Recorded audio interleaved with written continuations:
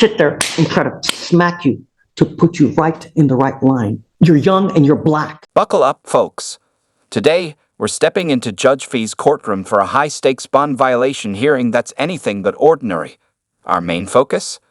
A 19-year-old who got caught up with some seriously dangerous substances and skipped his last court date. Now, he's facing some tough consequences. But here's where it gets interesting. His mother is right there in court, doing everything she can to sway the judge, while the young man sits stone-faced like he couldn't care less. Judge Feiser, though, he's not having it. He's determined to break through and lay down the law. Stick around until the end for the best moments from the bench. You won't want to miss this one. Let's dive right in.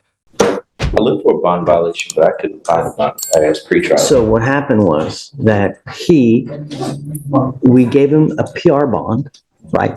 I put conditions on him. He violated the conditions. We asked him to show up. He didn't show up again. We issued a warrant and he got out again. And they gave him another PR bond. I'm not down with another PR bond.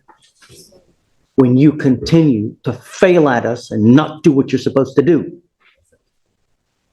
There's hospital records that, or at least saying for that particular date or time period that he was hospitalized. I have pictures too. I don't know if that coincides with all the dates. We'll see.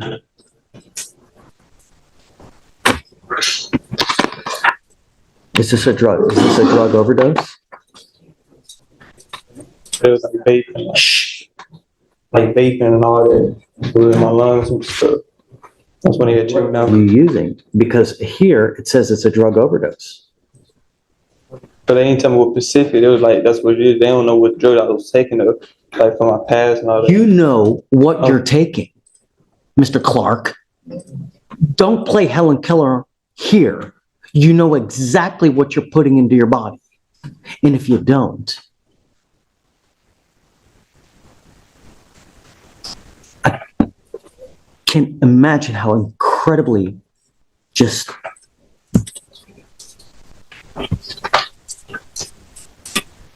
are you really going to put something into your body that could potentially kill you? Not knowing, really?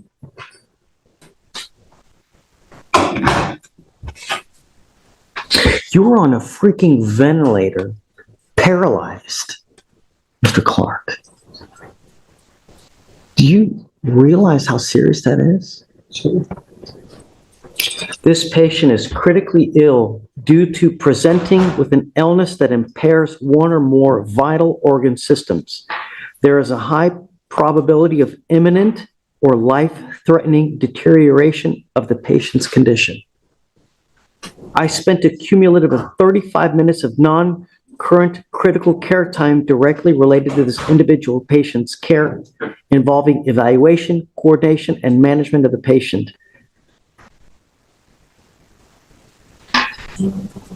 There was benzodiazepine, fentanyl, cannabis,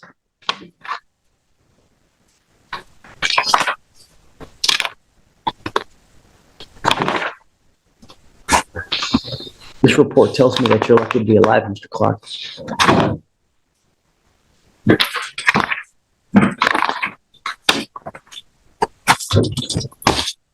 I'm sending you for a drug and alcohol test right now, and I want you back with me tomorrow. You understand? Sure.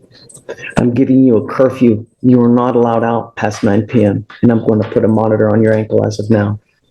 If I find that you're out, if I find that you're using, I'm going to make your bond $100,000. Do you understand? Sure. You are not allowed to use any alcohol, any dope, and I'm going to test you 2 times a week to make sure that you're not using. And the first time you test positive for anything, and you come in here and try to tell me you got a marijuana card, you got a cocaine card, you got a fentanyl card, you got something I don't give a rat's behind, I will keep you with me. All right, here's the deal. Mr. Clark was given a PR bond, but he completely ignored the conditions. Didn't even bother showing up to court. That, of course, led to a warrant for his arrest, and somehow he still managed to get another PR bond. But Judge Pfizer? He's officially had enough. No more free passes. This kid isn't taking anything seriously, and the judge is making sure he understands the gravity of the situation. When asked what drugs he was on, the young man cluelessly admits he has no idea what he's even putting in his body. Judge Pfizer is stunned. He can't wrap his head around how reckless that is. He lays it out straight. Not knowing could cost him his life. And in fact, it nearly did. The reality check hits hard when the judge reminds him he was on a ventilator, paralyzed, and dangerously close to death. Then he reads the report. Fentanyl and cannabis were involved.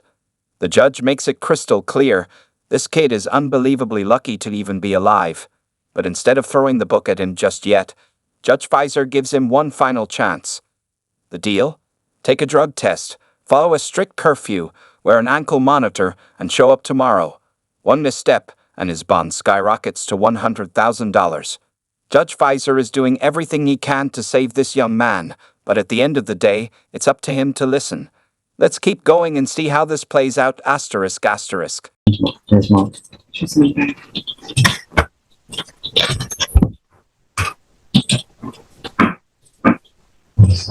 Hi, Mom. Hi, Judge. Thank you so much for coming. Oh, yeah, just found out about everything, really. You're lucky that Mr. Clark's still here with us for now. Right. He had a team of doctors working on him. 10 days straight, in and out, countless times, every 15 minutes on a life support and then life later. So I totally understand. I just came in from outside and I just heard you say that you was gonna put an ankle monitor. Oh, I'm lighting him up. He is in school and he goes to school by my house, but he lives Okay. with his dad. However, it's on a different side of town near Conroe. So I was planning to keep him with me for the rest of this week, for at least 2 weeks. Okay, Then his school will put him back on the laptop for him to work from home. okay. So I don't know how that's. I will work with whatever you need to ensure that we can make it happen. But I don't want him going out. I don't want him hanging out with people. And the only thing he's allowed to do as of now is to either home or go to school. He gets to go nowhere else.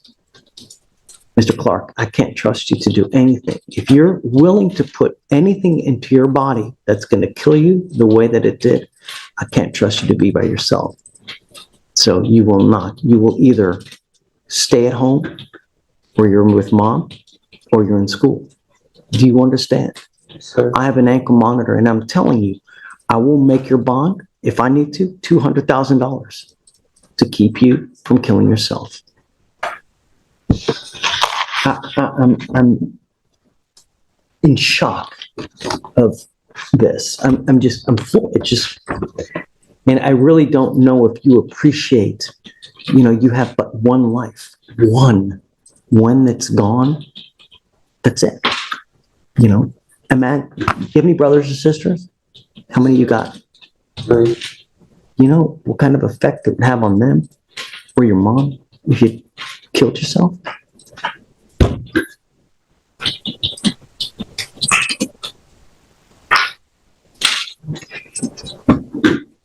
I will do whatever you want to do.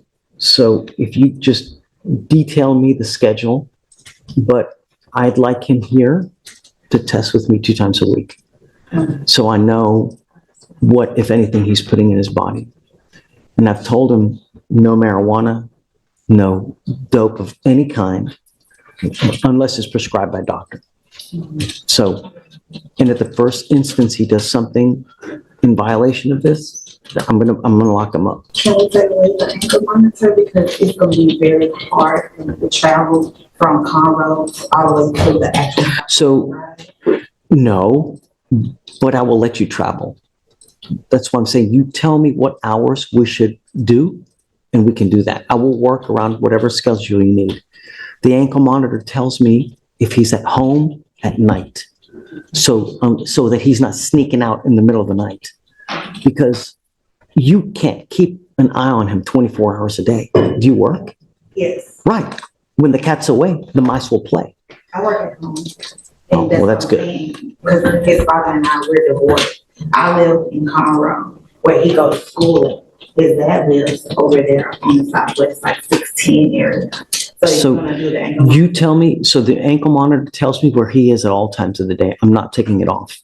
But I will work around it so that we don't issue a violation when he's with you, when he's with dad, or when he's doing what he should be doing. It's only there so I know if he's doing something he should not be doing. We all will get a detailed printout of what he can and can't do. So he will know. Next, Judge Pfizer turns to the young man's mother, laying it all out. He reminds her that a whole team of doctors fought to keep this kid alive. He's beyond lucky to even be standing in that courtroom. She tries to explain that he's doing school from home, but the judge isn't buying it. He makes it crystal clear. This kid cannot be trusted to be out on his own. The only two places he's allowed to go, home with his mom or school. Period. And Judge Pfizer isn't afraid to raise the stakes. If it takes setting his bond at $200,000 to keep him from self-destruction, so be it. He's visibly stunned by how reckless this young man has been and drives home a sobering truth. You only get one life. He asks the hard question, how would his siblings or his mother feel if he didn't make it? To keep him on track, the judge orders drug tests twice a week. Miss one, and he's going straight to jail. And since his mom can't keep an eye on him 24/7 while working, an ankle monitor is now mandatory. No sneaking out, no solo trips. This is it. No more chances. It's time for this kid to wake up. But will he? Let's get to the end and see how this all plays out asterisk asterisk. I'll have you work with pretrial. I'm telling you what we're going to do as far as how to implement it. They will be there to help you with the schedule. Like you work from 9 to 2 or, and then, where he goes from there. You have no friends as of this moment. You are not allowed to hang around anyone. Do you understand? Yes, sir. The only friend you have here is mom and me. Those are the only two people you can hang out, and with Mr. Slider and dad. You're with anyone else, then I will keep you with me. You use anything that's harmful or injurious to you, you know what happens. Do you understand?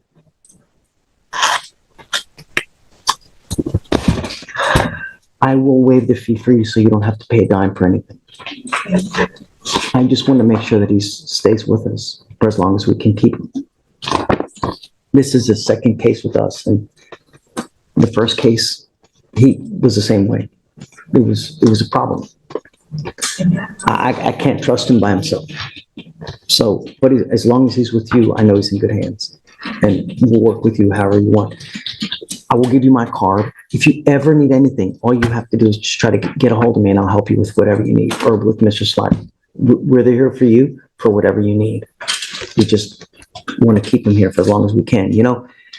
The idea of a mom and dad is that, how old are you? What, 18, 19? I'm saying. Right, you're 19. 19-year-olds are probably the dumbest. You don't get it, right? And the idea of us is when you veer off that line, we can sit there and try to smack you to put you right in the right line. Because when you get that number on your back with felony convictions, your life is as good as over. And the more charges you racked up, the more difficult your life is. You're young and you're black. Don't you think it's hard enough as it is? What do you think it's going to be when you get convictions? You think it's easier for black people? No, it's not. It only gets more difficult. And you should know this from all the stuff that you see on TV, whether it's MLK, whether it's, what was the other person that was stomped on by the police that died? Have you not seen that? You were young and you're black. It doesn't get easier. If anything, it gets more difficult. And the more convictions you get, the more you're shooting yourself in the foot. So get a grip and do something with your life. Look at him. He's freaking amazing. I'm telling you, that's what life's about. Having money and having swagger. Because without money in this life, I'm going to tell you, this life really, really sucks. And if you don't have money and you try to have a wife and kids, please. That's why this divorce rate is so high, because people ain't got no money. All they do is have babies without money. So all they do is fight. This life is about knowledge and about money, not being 6 feet under. Look, you think your mom wants to be here? You think she doesn't have other things to do than to be here? All right, enough preaching. Like I said, I'm here for you. If you need anything, you just let me know, and we'll take it one day at a time. And don't make it more difficult, Mr. Clark, because I'm going to keep you with me the next time. So will you work with them to figure out how we're going to work this schedule? Judge Pfizer doesn't hold back. He straight up tells the young man that right now he has no real friends. The only people in his corner, his mom, his dad, if he's around, and the judge himself. And if he's caught with anyone else, the judge promises to keep him on an even tighter leash. Then, reality check number 2. This isn't even his first case. Just like before, he's been nothing but a problem. But instead of shutting him down completely, Judge Pfizer extends a hand. If the kid needs help, he can reach out. The judge is willing to guide him. He even gets real with him, saying, "You're 19. At that age, you're dumb, and you don't get it." He breaks down the harsh truth. When young people go off track, the system tries to put them back in line. But start racking up felony convictions. Your life is pretty much over. And then, a brutally honest moment.